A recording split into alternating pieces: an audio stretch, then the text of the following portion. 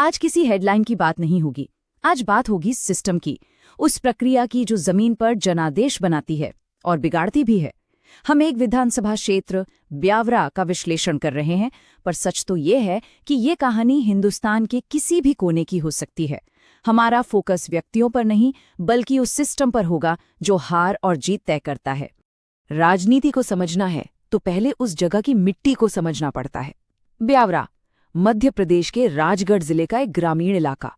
यहाँ की जिंदगी, यहाँ की अर्थव्यवस्था, यहाँ की हर उम्मीद, सब कुछ इसी जमीन से, इसी खेती से जुड़ी है।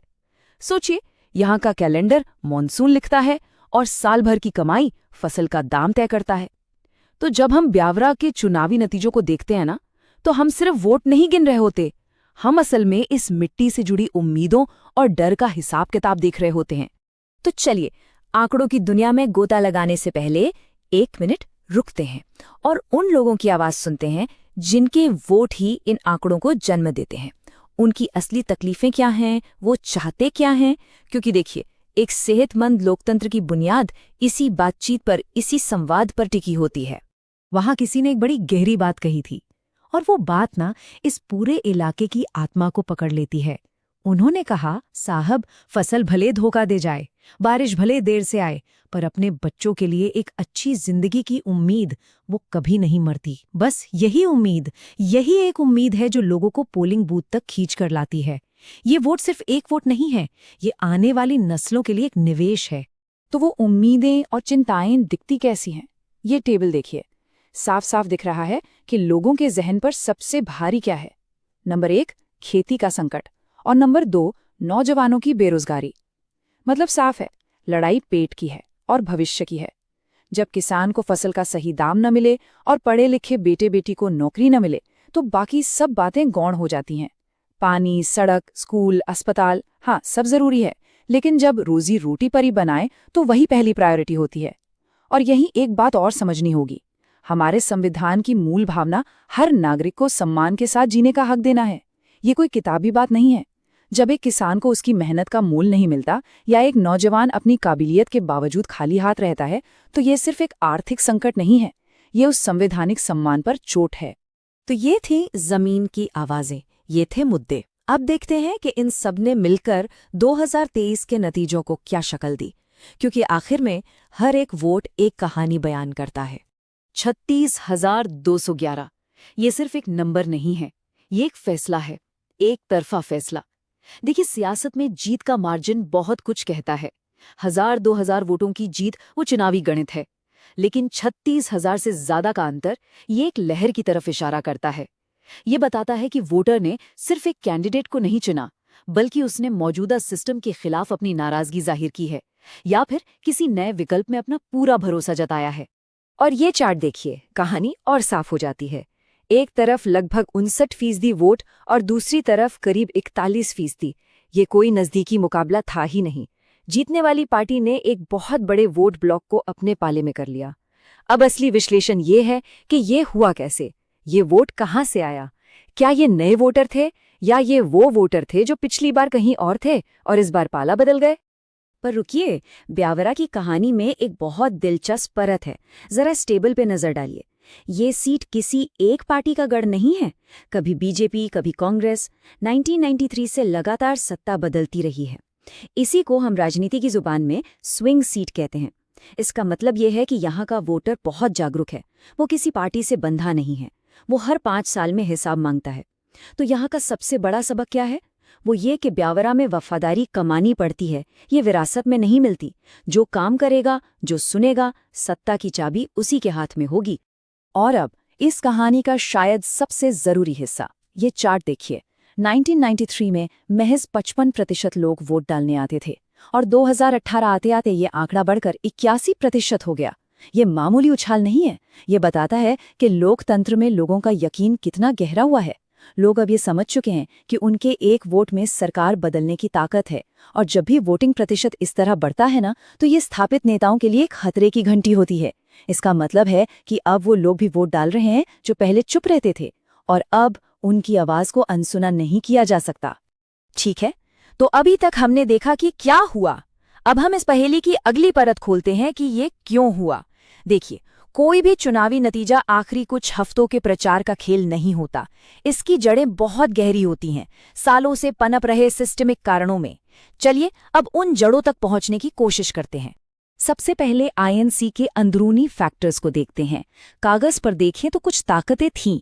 इलाके से मौजूदा सांसद, एक कैंडिडेट जो पहले जीत चुका था और एक बना बनाया पार्टी कैडर। लेकिन इन ताकतों पर कमजोरियां हावी हो गईं। 2023 की करारी हार, लोगों में ये धारणा कि स्थानीय मुद्दों पर काम नहीं हुआ, और सबसे बड़ी बात, पार्टी के अंदर की अपनी लड़ाई, अपनी गुटबाजी। और ये एक सीधा सा नियम है, जब घर अंदर से कमजोर हो तो बाहर की लड़ाई जीतना नामुमकिन सा हो जाता है। अब बात करते हैं बाहरी फैक्टर्स की। ये वो ताकतें थीं जो पार्टी के सीधे कंट्रोल से बाहर थीं।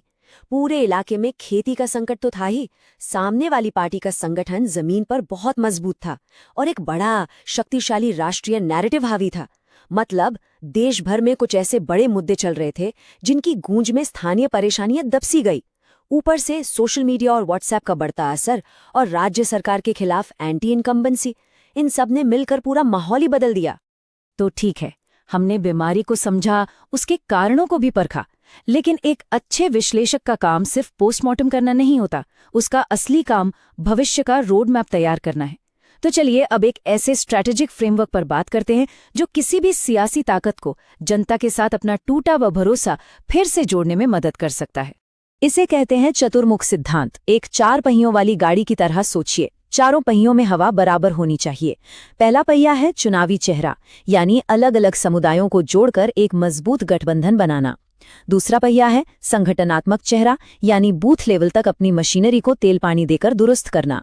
तीसरा पहिया है नैरेटिव, मतलब एक ऐसी कहानी, एक ऐसा पैगाम देना जो लोगों के दिल दिमाग में उतर जाए। और चौथा पहिया है संसाधन, यानी सही वक्त पर पैसा और बड़े नेताओं का सपोर्ट। अगर एक भी पहिया पंचर हुआ तो गाड़ी आगे नहीं बढ़ सकती। और ये सिर्फ हवाई बातें नहीं है, इसे जमीन पर उतारने का एक पूरा एक्शन प्लान है। D90 लैडर, यानी 90 दिन की एक सीढ़ी। पहले 30 दिन सिर्फ और सिर्फ सुनना, गांव-गांव, घर-घर जाकर लोगों की तकलीफें समझना। अगले 30 दिन सुनी हुई बातों के आधार पर एक लोकल मैनिफेस्टो तैयार करना और प्रचार तेज करना। फिर अगले 20 दिन लोगों की शिकायतें दूर करने के लिए कैंप लगाना, उनका भरोसा जीतना। और आखिरी 9 दिन पूरी ताकत झोंक देना वोटर्स को बूथ तक लाने के लिए। याद रखिए, भरोसा वापस जीतना कोई जादू की छड़ी का खेल नहीं, ये एक डिसिप्लिन्ड इंजीनियरिंग प्रोसेस है। लेकिन सवाल ये उठता है कि ये सारी मशक्कत, ये सारी इंजीनियरिंग किस लिए? क्या सिर्फ एक चुनाव जीतने के लिए? नहीं, चुनावी रणनीति का आखिरी मकसद कुर्सी पाना नहीं, बल्कि शासन करने का हक हासिल करना है।